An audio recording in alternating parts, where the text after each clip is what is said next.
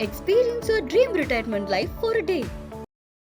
மணிப்பூரில் குக்கி மற்றும் மெய்தி இன மக்களுக்கு இடையே நடந்து வரும் மோதல்கள் மறுபடியும் அதிகரித்து வருகின்றன. கடந்த 1.5 ஆண்டுகளுக்கும் மேலாக மோதல்கள் நடந்து வருகின்றன.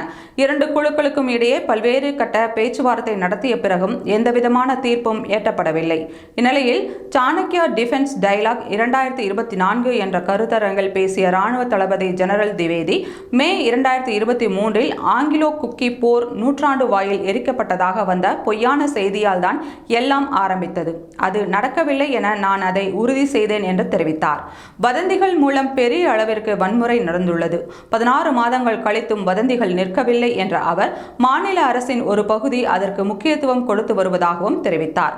கடந்த மாதம் மணிப்பூரின் பாதுகாப்பு ஆலோசகர் குல்தீப் சிங், மியான்மரில் பயிற்சி பெற்ற 900 போராளிகள் இம்பால் பள்ளத்தாக்கில் உள்ள கிராமங்களை தாக்க மாநிலத்தில் ஊடுருவி உள்ளதாக தெரிவித்திருந்த நிலையில் பின்னர் அதிலிருந்து பின்வாங்க வேண்டிய நிலை ஏற்பட்டது. ட்ரோன்கள் மூலம் வீடுகள் தாக்கப்பட்டது என்று மணிப்பூர் அரசு தெரிவித்திருந்தது. ஆனால் நாங்கள் ஆய்வு மேற்கொண்ட போது ட்ரோன் தாக்குதல் நடக்கவில்லை என்று தெரிவித்தார்.